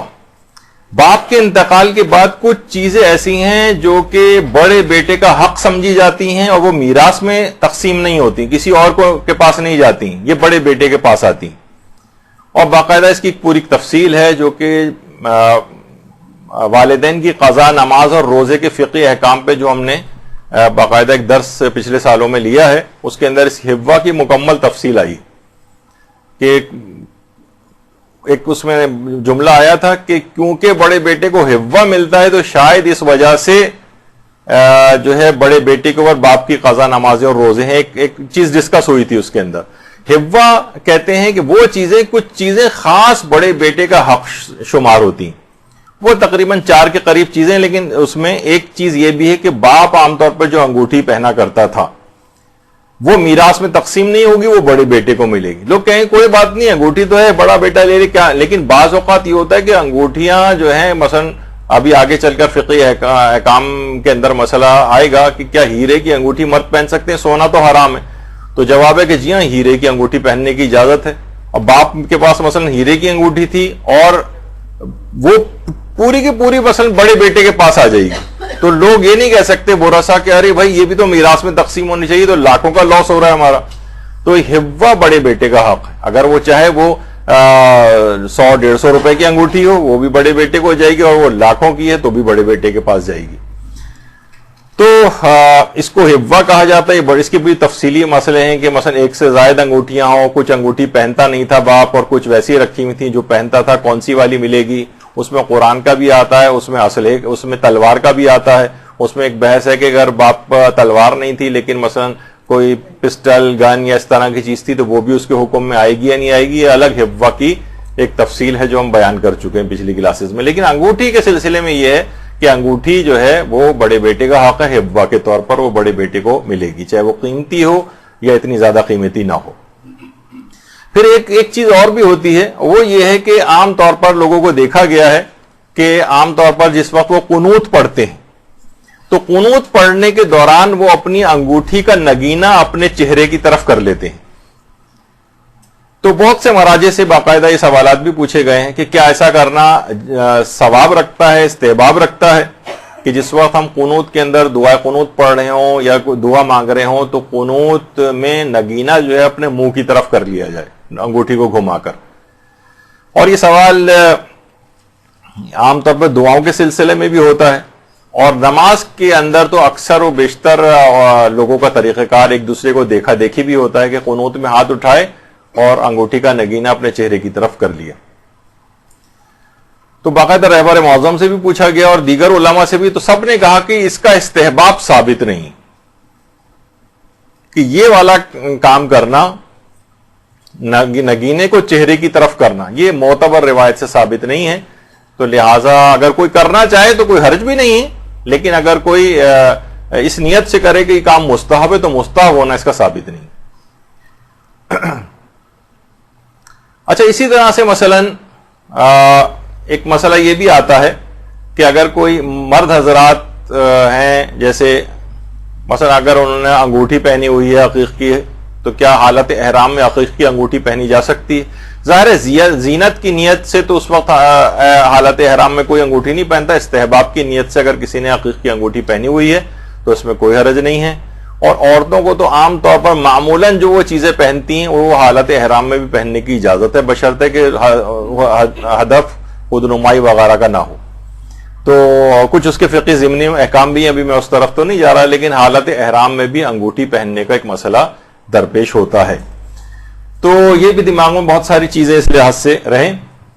پھر اس کے بعد ایک مسئلہ یہ ہوتا ہے کہ کیا انگوٹھی کو مہر کے طور پر دیا جا سکتا ہے؟ تو جواب ہے کہ جی ہاں, انگوٹھی کا مہر کے طور پر بھی دیا جا سکتا ہے. اور ہمارے ہاں کیونکہ بہت ساری چیز اس طرح سے رائج ہیں کہ نہیں جناب بہت مہنگا, یعنی مہر زیادہ سے زیادہ رکھوائے جائے. پھر اس کی ایک الگ تفصیل ہے کہ مہر فاطمی مہر سنتی کیا ہوتا ہے, بھی اس کی تفصیل میں تو نہیں جا رہے. اچھا, بہت سے لوگ یہ کرتے ہیں کہ جناب کہ ٹھیک ہے ہم ایک سورہ یاد کروا دیں گے یا سورے کی تعلیم دے دیں گے. تو آیت اللہ سیستانی فرماتے نہیں, مہر میٹیریلسٹک ہونا چاہیے, مادی طور پر ہونا چاہیے مہر. اس کی بھی ایک تفصیل ہے. تو بہرحال یہ کہ ظاہر ہے کہ انگوٹھی بھی ایک مادی ایک چیز ہے تو وہ مہر کے طور پر رکھی جا سکتی. اچھا, اسی طرح سے اگر انگوٹھی کسی کے پاس استعمال میں نہیں ہے, مثلا کئی انگوٹھیاں آپ کے پاس, آپ ایک آدھی انگوٹھی پہنتی ہیں, باقی ایسی بغیر استعمال کے پڑی رہی, تو ان کا خمس دینا بھی ضروری ہو جاتا ہے. خمس یہ دینا ضروری ہو جاتا ہے. اور اگر لیکن کئی انگوٹھیاں آپ سبھی آپ کے زیر استعمال ہیں تو پھر ان پہ سے خمس معاف ہو جائے گا. لیکن کچھ انگوٹھیاں اس طرح سے آپ نے لے کر اپنے پاس رکھی ہوئی ہیں, پسند آئی رکھ لی, اس کے بعد کبھی پہنا نہیں, تاریخ خمس آ گئی یا 1 سال اس کے اوپر پورا ہو گیا, اس کا خمس دینا پڑے گا. اسی طرح سے بہت سے لوگ جب طواف کر رہے ہوتے ہیں تو طواف کے چکروں کی تعداد کو یاد کرنے کے لیے انگوٹھی کا استعمال کرتے ہیں. مثلا ایک چکر مکمل ہو گیا, ایک انگلی سے نکال کر دوسری انگلی کے اندر پہن لی, دوسرا مکمل ہوا تیسری انگلی کے اندر پہن لی, اس طرح سے 7 کا عدد کرتے ہیں. تو کیا یہ صحیح ہے؟ تو جی ہاں صحیح ہے, اس میں کوئی حرج نہیں. اسی طریقے سے کچھ افراد نماز کی رکعات کو یاد کرنے کے لیے بھی ایسا اگر کرنا چاہیں تو بہرحال اجازت ہے.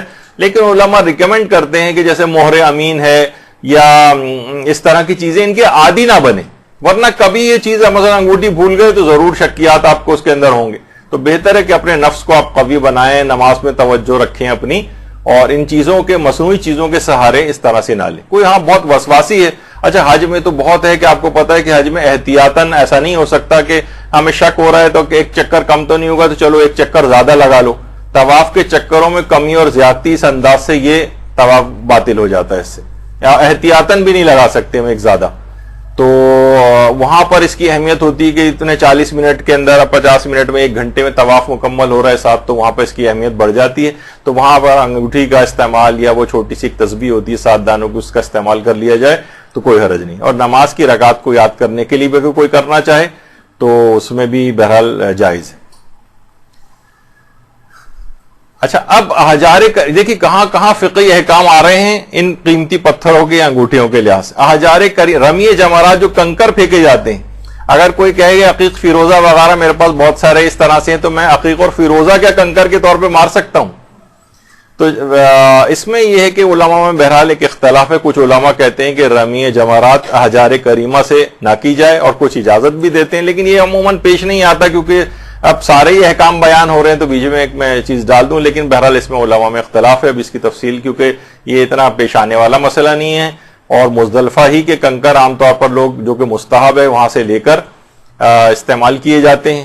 اور مزدلفہ کے کنکر بھی یوں استعمال کیے جاتے ہیں کہ اس زمانے میں جو بت ہوتے تھے بنائے جاتے تھے وہ مزدلفہ کی مٹی سے بنائے جاتے تھے. تو اسلام نے حکم دیا اس علامت کفر و شرک و نفاق کی جو تھی وہیں کی مٹی اٹھاؤ اور اسی کے کنکر لے کر اس شیطان کے اوپر مارو. تو بہرحال یہ کہ اس کا ایک فلسفہ بھی ہے کہ مزدلفہ سے کنکر اٹھائے جائیں.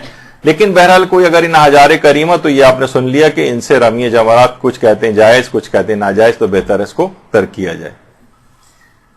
مردے کے منہ میں یہ دیکھیے اس میں ایک چیز غلط ہے کہ مردے کے منہ میں عقیق کی انگوٹھی, ہیرے کی نہیں, ہیرے کی انگوٹھی تو جائز نہیں ہے, کسی نے ٹائپنگ کی مسٹیک اس میں ہو کر دی ہے. تو بہرحال مردے کے منہ میں بہت سے لوگ دیکھیے اس کا مذاق اڑانے لگے, یہ کیا کہ مردے کے منہ میں جو ہے انگوٹھی رکھ دی ہے. اور باقاعدہ ایک تو ہمارے پاس آیا بھی تھا کیس کہ کسی مردے کے منہ میں اس طرح سے رکھوا دی گئی تھی, تو وہ نانی یا دادی نے باقاعدہ نکلوا دی کہ حلق میں پھنس جائے گی اس کے مردے کے, تو نکال دی جائے. تو بہرحال مراجع نے باقاعدہ اپنی مفصل کتابوں کے اندر اس کی تفصیل لکھی, مردے کے منہ میں عقیق رکھنا. اور باقاعدہ مفصل کتابوں کے اندر آیت اللہ سیستانی نے لکھا ہے کہ وَإِذَا كُتِبَ عَلَى فَصِّ الْخَاتِمِ الْعَقِيقِ الشَّهَادَتَانِ وَأَسْمَاءُ الْأَئِمَّةِ وَالْإِقْرَارُ بِإِمَامَتِهِمْ كَانَ حَسَنًا. یعنی عقیق جو ہے اس کے اوپر شہادتان یعنی اللہ کی وحدانیت کی گواہی, پیغمبر اسلام کی رسالت کی گواہی اور تمام ائمہ کے نام اگر لکھوائے جائیں تو یہ بہت اچھا ہے. اور باقاعدہ اور پھر یہ اس کے منہ میں رکھا جائے اور اس کے اوپر باقاعدہ ایک عبارت لکھی ہو جس میں اللہ کی وحدانیت کی گواہی, رسول اللہ کی رسالت کی گواہی اور 14 معصومین کے جو 12 امام ہیں ان کے نام آخر تک اس کے اوپر لکھوائے جائیں. اور باقاعدہ آیت اللہ خوئی نے بھی اس کو لکھا ہے, آیت اللہ سیستانی نے, آیت اللہ اسحاق فیاض نے, جتنے بھی مراجع ہیں جہاں جہاں انہوں نے مردہ شخص کے احکامات لکھے ہیں اس کے اندر اس بات کو لکھا ہے کہ فمے ہی یعنی اس کے منہ میں مردے کے عقیق رکھا جائے جس پر عبارت کندہ کروائی جائے, رسالت, وحدانیت اور ائمہ کی امامت کی ان کے سب کے نام یہ لکھوائے جائیں. اور باقاعدہ صاحب جواہر الکلام نے جواہر الکلام کے اندر اس کو لکھا ہے, اور آیت اللہ کاظمی یزدی نے باقاعدہ عروۃ الوثقی کے اندر اس کو مستحب کے طور پر لکھا ہے, اگرچہ اس کی کوئی دلیل نقل نہیں کی ہے.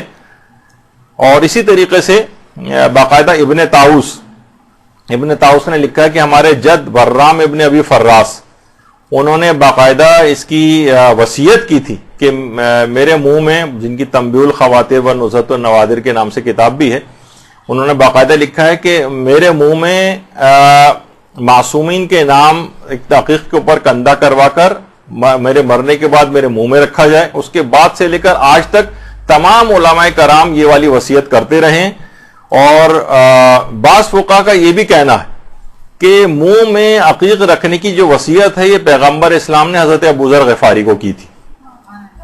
یہ باقاعدہ یہ البتہ اس کا کوئی بہت زیادہ معتبر حوالہ تو نہیں ہے، موجودہ فقہا کو کوئی معتبر حوالہ نہیں ملا ہے، اور البتہ اس کا اشارہ محقق حلی نے اپنی کتاب المعتبر کے اندر جو ہے وہ لکھا ہے کہ پیغمبر اسلام نے وصیت ابو ذر کو کی تھی.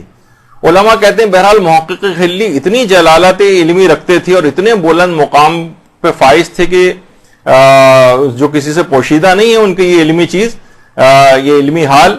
تو بہرحال اس میں قصد ورود نہ کریں، یعنی یہ نہ سوچیں کہ یہ باقاعدہ اللہ کی طرف سے حکم دیا گیا ہے لیکن اس کو اگر مردے کے منہ میں رکھا جائے تو بہت اچھا. اور باقاعدہ جو ہمارا مدرسے کا ایک کفن بیگ جو مدرسے نے ایک جس کے اندر بہت ضروری چیزیں جو ایک مرنے والے کے لحاظ سے جو ضروری چیزیں ہو سکتی ہیں ایک بیگ بنایا ہے، اس کے اندر بھی اس عقیق کو رکھا اور اس باقاعدہ عقیق کے اوپر پروردگار کی وحدانیت، رسول کی رسالت اور تمام ائمہ کے نام کندہ کروا کر یہاں پر رکھے گئے. تو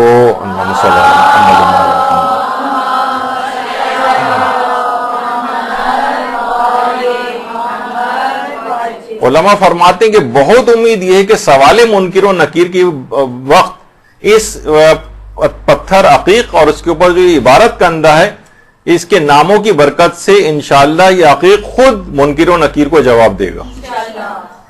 تو دیکھیے بہرحال سوال و جواب سے تو ہر شخص گھبراتا ہے نا. عدالت کے اندر اگر کوئی بے گناہ شخص بھی ہے تو عدالت کے کٹہرے میں کھڑا ہونے سے وہ ضرور گھبراتا ہے. وہ ہے نا شعر بھی کسی کا کہ دوزخ مجھے قبول ہے یا منکر و نکیر، لیکن نہیں دماغ سوال و جواب کا. اب دیکھیں جب بھی یہاں پر سوال و جواب پیپر ویپر ہوتا ہے اس دن اٹینڈنس آدھی ہو جاتی ہے آپ لوگوں کی، تو وہ اسی وجہ سے ہوتا ہے کہ ہر آدمی سوال و جواب سے گھبراتا ہے. تو بہرحال اس موقع پر سوال منکر و نکیر کے وقت یہ عقیق انشاءاللہ خود جواب دے گا اور اس پہ جو عبارت کندہ ہے یہ بہت فائدہ مند ہے. اچھا، اب بلکہ ان پتھروں کا علماء فرماتے ہیں کہ جنت میں جا کر بھی ہمیں اس سے واسطہ پڑے گا. باقاعدہ بہار الانوار کے اندر ایک روایت ہے جو معصوم قم سلام اللہ علیہ سے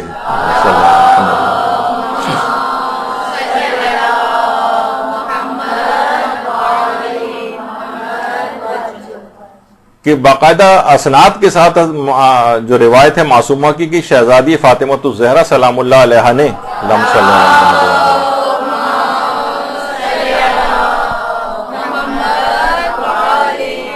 نے فرمایا کہ پیغمبر اسلام فرماتے ہیں کہ جب میں شب معراج جنت میں داخل ہوا تو ایک محل مجھ کو نظر آیا جس کا دروازہ موتیوں اور یاقوت سے آراستہ تھا. اب بہت سی چیزیں ایسی ظاہر ہیں ہم تو وہ چیز دکھا نہیں سکتے کہ لیکن یاقوت سے آراستہ تھا اور اس کے اوپر لکھا ہوا تھا کہ خدا کے علاوہ کوئی لائق پرستش نہیں، محمد اللہ کے رسول ہیں اور علی لوگوں کے رہبر ہیں. یہ باقاعدہ اس کے اوپر لکھا ہوا تھا اور اس دروازے کے اوپر ایک پردہ پڑا ہوا تھا. پیغمبر فرماتے ہیں اور اس پردے کے اوپر یہ بات لکھی ہوئی تھی مبارک ہو علی کے شیعوں جیسا کون ہے. تو باقاعدہ روایات کے اندر اس طرح سے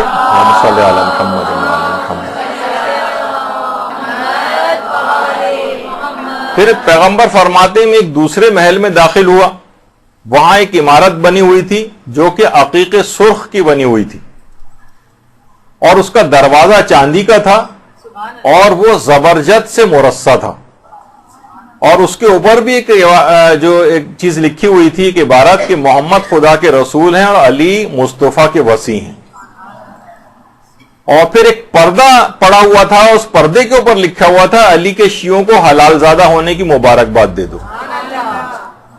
اور اس کے بعد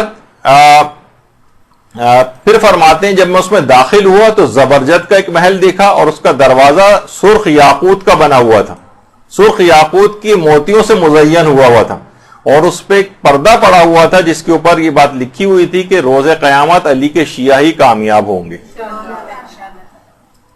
میں نے جبریل سے پوچھا کہ یہ محل کس کا ہے تو جبریل نے کہا یہ آپ کے چچا زاد بھائی وصی اور جانشین علی ابن ابی طالب علیہ السلام کا محل.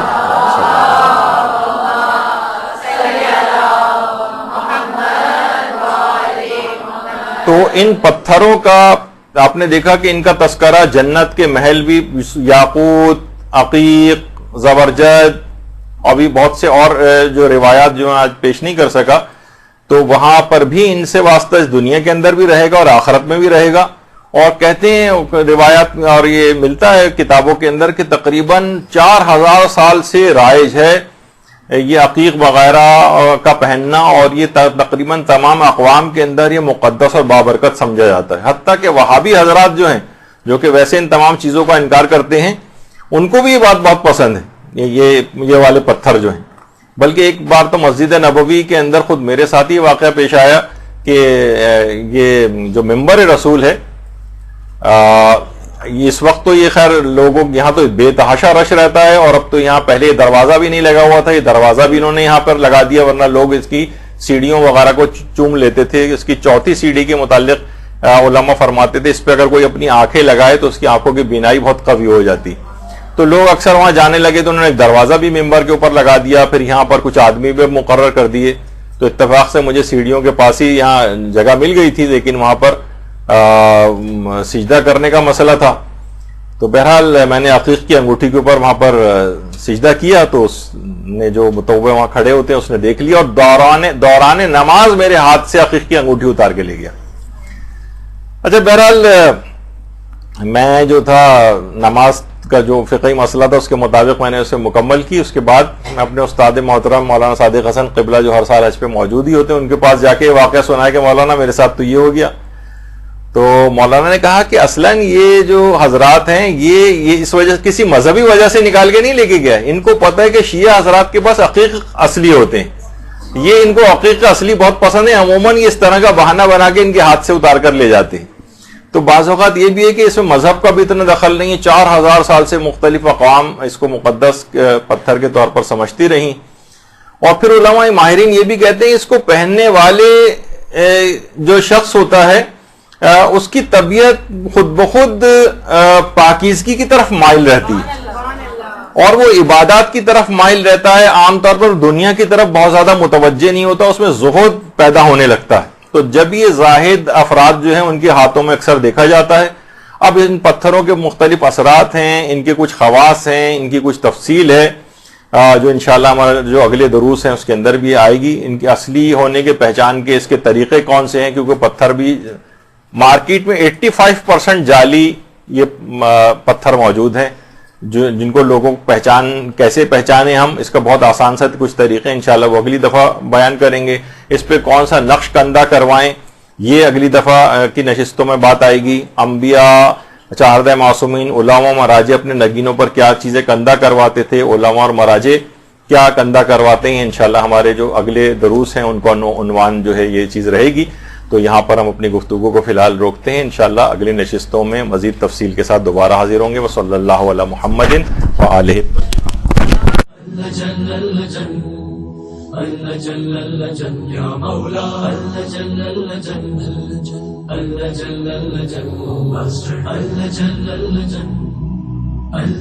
يا صاحب السماء